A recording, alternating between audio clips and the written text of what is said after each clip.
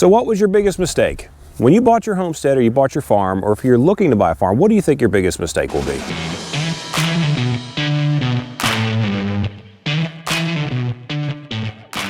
As you read in the title and you saw in the thumbnail, I think your biggest mistake is going to be what piece of equipment you buy. Your first tractor, specifically, I think will be the wrong one. Unless you lean on the community here, the folks in the comment section, hopefully some of the advice that I can offer you today, you may not make the same mistake that I made, that lots of folks in the comment section have made, and lots of folks that follow this channel have made. We're all people that just love the land, we love the rural lifestyle, we love being on a farm or a big piece of property because that's what we're called to. You're probably being called to it too. If you're a beginner and this is your first machine you're gonna buy, let us help you. Let us help you not make the same expensive and time-consuming mistakes that we made. So let's get into this list of things I think you can avoid, some of the traps you may fall into, and hopefully your first tractor purchase will be a big success. So let's get to work. Okay, let me set the stage for you. Real estate agent calls you, says, gosh, the offer was accepted. They're gonna sell you the land. You've got the property, like the dream property you've always wanted, you've dreamt about it. You've been thinking about this for years. Be patient. There's nothing we have to do yet. Don't go to the tractor dealership tomorrow and just find something and talk to someone at the dealership and let them tell you what you need. You don't know what you need yet. You may be underestimating your needs. You may be overestimating your needs. So if you're gonna buy a piece of property and you go into a tractor dealership, you say, I'm buying 20 acres. They have kind of like their boilerplate, hey, 20 acre, that's gonna be this machine, or 10 acres, that's this machine. Just be patient. Wait till you get your feet on that property when it's yours. You know, with a bank or cash, however you're doing it. Wait until you close on that property and you own it, then spend a little bit of time on there. You know, just drive around in your truck if you need to, or walk around. Like, think about the things that you want to do and come up with a list of projects that you want to do. Do you want to do food plots? Do you want to clear a home site? Do you want to do, gardens? Whatever it is that you want to do, be patient. Think through these things, and then I think that that's going to make you have a much clearer head to kind of get into some of these other steps that we have. So let's go to step 2. Step 2 is probably the biggest mistake that I made.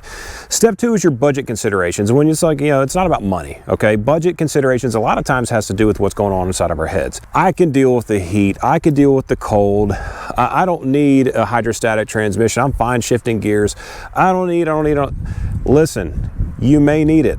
And it's not that much more money to have it. When you're buying one of these machines, if you're on a large piece of property and you've already estimated some of the stuff that you can be doing with this machine, and you say, hey, I'm gonna be mowing for 5 hours a day. I don't know that you wanna be dealing with a hydrostatic tractor because you're gonna be pushing that pedal down for 5 hours a day. If you're gonna be tilling and getting off and on and everything else, you may not want a cab if you're gonna be getting off and on. If you're doing a bunch of logging work, you may not want a cab because you may not want to bust out some windows. If you're gonna be pushing snow at this thing in Colorado, you probably want heat and air conditioning. And you may say, gosh, I've already bought this property and I really don't need to spend an extra couple $1,000s for the heated and air conditioned cab that's gonna keep me comfortable and warm and like sane. Think about the next 20 years of you using this machine, because these don't necessarily go down in value, right? Tractors typically get more expensive every year. So what you're looking at now is probably going to be more expensive in the future. This is a 3.5-year-old machine behind me. I went in there, I went lock, stock, and barrel. I said, put everything on, the rear windshield wiper, everything. And this machine is now $15,000 more than I paid for it 3.5 years ago. Am I glad I have it?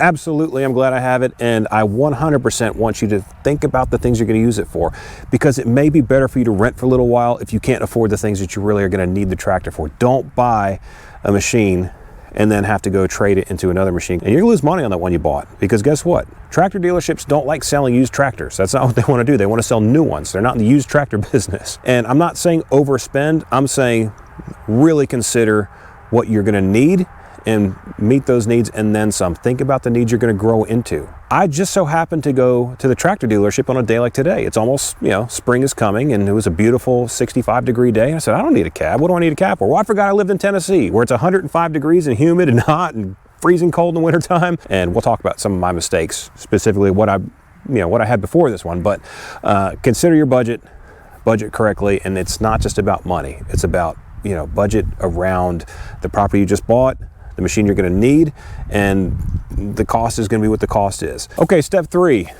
buying the tractor that your favorite YouTuber has, or what the chat rooms say is the best, or you bought green paint because that's what Papaw had. Well, guess what? I don't think you should pay attention to any of that. I think what you should do is go find all of the different tractor dealerships close to you. Find out who's going to be kind to you and nice and want your business and earn your business, because guess what? Some of these guys they're kind of jerks. Because if I'm giving you tens of thousands of dollars and you're going to be a jerk, when I need something, you're probably really going to be a jerk. Decide what brand is going to be right for you by what dealership is close to you, who treats you well, and what's comfortable. Now, a lot of these things are very, very similar. You're going to want to look at the comfort. You're going to want to look at where the handles are. You're going to want to look at ergonomics, they call it. You know, is the loader function up high? Is it down low? You know, what's comfortable to you? Are you very tall? Are you very short? You want to put your butt in that seat for many, many hours and have fun hours, not miserable hours, because the more hours you put on that machine is more money you're getting back for what you invested. Whatever machine you have, they're all priced differently. I looked at the green ones, and I looked at the other orange ones, and I looked at some of the other ones, and I couldn't believe how much more expensive they were for less of what I was getting with this one. And I heard a lot of people say, gosh, you got to buy this one brand, because if you don't buy that one, it's junk. Well, I don't subscribe to that. I think that what you're going to do is you're going to alienate yourself from options which may be far more affordable to you. And if you're not going to put 1,500 hours a year on it, get the machine that's comfortable for you, that works for you, that's in your budget. But most importantly, make sure you have a dealership close to you that wants your business, and it's going to be accessible when you need them, because you will need them. You will need your tractor dealership. When you break stuff, you need pins, you need, you pop a tire on a rock, whatever it may be, you're going to need people that know what they're doing. I mean, you actually get to know the people at the dealership, they become friends. So I'm not asking you to go bleed green, orange, red, yellow, or purple. I don't really care. But what I'm saying is make sure you look at all the options. Don't just look at the one dealership that your grandfather or your uncle or your cousin or your neighbor or your favorite YouTuber. Don't buy a Coyote because I have one. Look at all your options. That's all I'm saying. Okay, it's time for the big debate. This is the one that everybody always argues over. It's like Ford versus Chevy, right? Should you get a cab or not get a cab? And I want the comments to take over here. Like, don't listen to me. Like, let's see what everybody has to say. For me, I say cab all the way. If a tractor is going to cost you $27,000, it may cost you $30,000 with air conditioning and heat and a comfortable chair and Bluetooth radio and more quiet, and you're not going to have praying mantis jumping on you and spiders. And nobody told me that in 100-degree heat I was going to have to wear a gaiter or a bandana over my face so I'm not breathing all the things I'm mowing. I think you should get a cab unless you're like loading in a work yard, like a gravel yard or lumber yard or something. Or if you're working in the forest and branches are coming by swinging, hitting, and people are afraid that that's going to break the glass. I understand that, but my rebuttal to that would also be, if it's going to break the glass, would you rather it hit you in the face versus break the glass? I don't know. So next thing on our list is going to be maintenance. These are big and heavy, and if you don't have a truck or a trailer that can pull it to the closest dealership, you're going to have to pay them to come pick it up, to service it, and then to bring it back. So it's gonna be very expensive for you. If you have some simple skills of oil changing and things like that, here on the channel I have a bunch of videos on tractors and maintaining them and taking care of them and how to use them. Please subscribe to the channel. We'd love to have you. It's free to do. It'll take you 2 seconds. We would really appreciate it. And if you're getting value from this video, give us a like. That does help us. But again, back to maintenance. These things are, they're incredibly simple to maintain. A lot of the things that I'm talking about is like an oil change or a fuel filter change or air filter change. It's so simple to do. Recognize that the technicians you're going to pay at the dealership, they're trained. They're highly trained people. They can do all kinds of complicated stuff. You're paying them the same thing per hour, same rate per hour to change your oil versus rebuild the entire engine. So runny nose, sore throat, cough kind of thing, you take care of that. And heart surgery, if that's ever needed, God forbid, you let them take care of that. So maintenance is something to consider, as well as cost of maintenance. Do you have a trailer? Do you have a truck? Do you have all those things? Just something to think about. So make sure, again, back to the dealership. You want to have a dealership that you trust that has a great maintenance department. So let's move to the next one. Okay, this one actually folds into the discussions earlier about where you're going to purchase your machine, identifying what your needs are going to be, estimating what your needs are going to be, and what your budget is. These attachments, like this bush hog, I have, rotary cutter and slasher from my friends in Australia. These attachments or implements are very expensive. This is a $2,500 cutter. So you have to buy the tractor, which is basically the, it's the engine of all these different attachments, but then you have to buy the attachments also. So these attachments can usually be purchased when you buy your tractor, and they can roll it all into the same package to give you maybe a little bit better of a deal, or you can finance them all together. Sometimes a tractor manufacturer, they almost always do like a 0% financing thing, and that will include if you can attach, or put all your attachments together too. So you can get all of those things together, 0% financing, and pay them over time. It's not costing you more money in interest to do that. This is not financial advice, but just consider that, because what you don't want to do is have a tractor with no loader, no attachments or anything sitting in your driveway wondering what this thing can actually do to be helpful. Get all the stuff you need for the first year that you're going to be doing this kind of stuff. Think throughout the entire year, the next 4 seasons, what you're going to need to have for those 4 seasons. Get all of those pieces of equipment and work your tail off to pay those things off. Now you're going to have all of them. They're on your property. They're not going to go up in price. You don't have to worry about, shortages or, manufacturing delays or anything. You have everything. It was all delivered, and your dealer now is bought in on setting up each one of these different pieces of equipment for your tractor. You're not going and buying a loader after the fact, or buying a rotary cutter after the fact, and you have to actually cut the shaft and do some of the things differently. Tell them, I want all this stuff, and I want it all set up on the tractor so I can use it day one, and I want it very simple, and that will make your life a lot easier. You'll have one payment, or if you have to write one check, just forget that day. Just write that big old check and just forget it ever happened. Okay, one of the most important things about your tractor is going to be safety. How safe is it? There's 2 things I can think of right off the top of my head that I think everyone should do with any machine, and one is load the back tires with fluid. So there's something called rim guard. It's kind of a strange name, but it's literally beet juice. They used to fill these tires up with salt water, and they realized that the salt water was destroying the metal rims, which, guess what? Salt water makes metal rust. But beet juice will not do that, and beet juice is actually heavier than water. Water is about 8 pounds per gallon, but I believe that the rim guard is around 11 pounds per gallon. Don't quote me on that, but long story short, it's heavier than water. As you're lifting things with your front end loader, or as you're moving things on a hill, it gives you more stability. It's incredibly important to make sure that you have ballast, because you don't want to flip a tractor. Also, a lot of tractor manufacturers have rims that could be flipped. The exact same rim can have different bolt patterns and flip the plates around to where the tires will actually be wider. That wider stance will give you better stability on slopes and hills. I absolutely would have your tires as wide as possible as they'll come on that tractor, because it's going to keep you from flipping the tractor. It's dangerous to have a tractor that doesn't have ballast and it's too narrow. I know there's applications to do that, and that may be yours, but as far as safety goes, 100% I recommend everybody fills their tires with rim guard, or even water. I don't care. Like I'd rather have salt water in there than nothing. And absolutely have your rims at the widest distance. Next thing we're going to talk about is what kind of tires should you go with. That's really going to cause some drama. So remember, let the comment section blow up, and if you guys want to roast me, go for it. Just be polite. Okay, so these are R4 industrial tires. What an R4 industrial tire is, it's kind of a blend between an agricultural tire, which is like the old traditional ones you see that have the huge kind of scales on them, or what would be more of like a turf tire, which is one that's really for going on grass or turf, right? I went with these because I like how much rubber is on them. We have a lot of rocks here in Middle Tennessee, and these have been incredibly resilient. And again, as I talked about earlier, rim guard, you don't want to pay all that money for the beet juice to go in your tire, because it's expensive. It's going to cost a lot of money. I'm not, like, trust me, none of this stuff is cheap, but your life is far more valuable than any amount of money. So like, let's just leave it, if we're weighing things, that's what we're weighing it against. But I love that these have the rubber. If you're in a lot of agricultural things, you're doing a lot of tilling, you're doing a lot of plowing, maybe the agricultural tire makes more sense. If there's a bunch of briars and rocks and sticks and things like that, I think you're probably going to want to go with something a little bit more durable like that.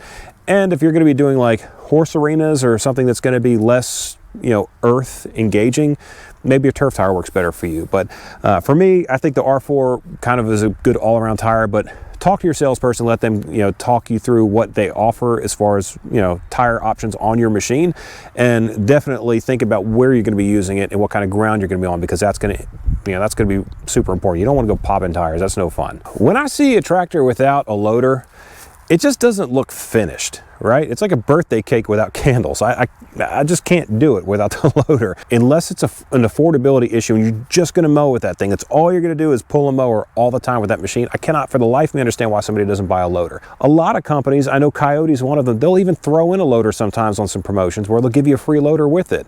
The loader, well, you can put pallet forks on it, you could put a grapple on it, you could put a bucket on it.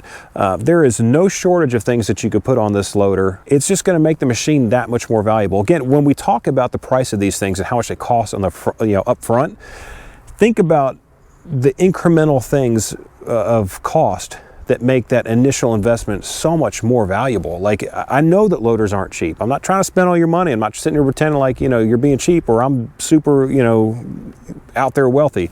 All I'm saying is that when you're looking at these things, the title of this video is, I know you're gonna make a mistake. If you go into a dealership and say, hey, that loader's kind of expensive, I don't need a loader, I'm just gonna mow with it. Listen, when you have a 600-pound thing in the back of your truck you need to unload and all your buddies aren't there to help you, this buddy's always there to help you. Start it up, put the pallet forks on, unload it from your truck and call it a day. It's so easy. It's amazing how much you could do with one of these tractors. And when you go to the dealership and you say, hey, my buddy Joe the farmer said buy one of these with a loader, 100% make sure it has quick attach. Skid steer, quick attach on the front. Don't deal with the pin system. Don't do, you know, hey, I could add that later. No, it has to have skid steer, quick attach. I'll show you what that is. So this right here is skid steer, quick attach. You could pick up any implement, your bucket, your pallet forks, anything, and you just drive up to it, go right into it, flip this handle over, it locks it in, and you could switch implements in seconds. 100% recommend you do that. The second thing is I would recommend is a third function. A third function is going to give you more hydraulics in the front of the tractor to where you could do a grapple, you could do tree shears, you could do all kinds of great stuff. Now, you can add this later if you want to. That's not the end of the world if you don't have this on the machine at first. You can add this later. Don't add this later. 100% make sure you get this. Skid steer, quick attach, has to be on your tractor, has to have a loader. I'll argue with anybody in the comments right now. You want to argue with me about having a loader or not? I'll argue with you. You need a loader on your tractor. Well, folks, I hope that helps. I hope that this was valuable to you to really just get some more input. Really, where we're going to find value is going to be the comment section. I'm hoping that we have a lot of folks going in there saying, hey, Joe, you didn't say this, or no, you need to have this, and I disagree. That's where you're going to find a lot of value. Do your research. If you're buying your first tractor, or if this is your second or third, it applies to that also, because you have to think about these kinds of things. This should be very different than a vehicle purchase. When you're buying a car or you're buying a truck, that's typically, you know, a 5, 6, 7 year purchase. This could be a 20, 25 year purchase. It really can be. Get the machine that makes you happy. Get the machine that you're gonna be proud to own, that you're going to enjoy using, that you have a great support system when it comes to your dealer. I'll tell you the story about the first one I bought. I originally tried to find the cheapest tractor I could that looked really cool. Just being honest. It looked like what I thought a tractor should look like. I was looking at a Coyote. It was a DK50, I think it was a 50 horsepower tractor. And it was a great tractor. It was used. It was at the dealership I ended up buying mine from. You know, it was priced right. So I showed up and started looking through the tractor, and I looked under one of the axles and I saw a little bit of oil, which it could have been from anything. Like, tractors sometimes they just leak at weird times. I mean, all tractors do. But I asked questions about it. They said, well, we could probably do something better on a new one than on the used one. I said, okay, well, let's go talk about that. So I did exactly what I said to you all. I said, I don't need a cab. Just give me the open station. I'm good. Like, I'm tough. I don't need a cab. I don't need any frills. All I need is just a tractor that can go and dig. And I did get a free loader. They had the free loader program going at the time, which was great. Had a bucket on it. And I didn't buy any attachments. Looking back, I'm like, what was I thinking? Like, did I think I was just going to drive the tractor around and things would magically happen? Maybe I did. I had that tractor for a year and a half, and I was incredibly tired of the heat. Almost had heat stroke twice. And I was like, listen, I'm always out here working when it's either super hot or super cold. So 100% wanted a cab. Went and looked at the cab. A cab and air conditioning stuff will take some of the horsepower away from the tractor. I could have gone with a 65-ish horsepower tractor, but I ended up going with a 73. I wanted more power. This was, you know, in that size that I thought was really going to be great for me for the years moving forward. I'm very happy with this purchase. I like this tractor a lot. It does a lot of great stuff. I think that there's a lot of value to having a smaller one. If you're looking for a really, you know, small kind of tractor to do some really small chores, they're great. I'd love to have one of those too. But I think that as far as this goes, this accomplishes everything we really needed to do. very happy with it, and I hope you'll be happy with your purchase too. But I had to do this twice. I lost money, and if I would have done it right the first time, I wouldn't have lost money. You live, you learn, and sometimes when you learn something, you share it with people you care about, and that's you. So I hope that you got some value from this video. I hope that this brings you some confidence when you're going into the sales process. And if you have any questions, I 100% am happy to help you. Reach out anytime. We answer all the comments that that come on the channel. I don't think I've ever missed one. I'd love to hear feedback of what other folks think we should have. If I missed something, I very well could have. Let me know what you think you should have on one of these things if you order one or buy one also. And I hope to see you in another video. At the end of this video, you're gonna have 3 videos popping up. Feel free to watch another video. I'd love for you to watch another video. That's, if you want to do me a favor for being helpful, just watch another video and consider subscribing. We'd be honored if you do that. So I will catch you on the next one. Hope to see you soon. I'm Joe the Farmer. We out.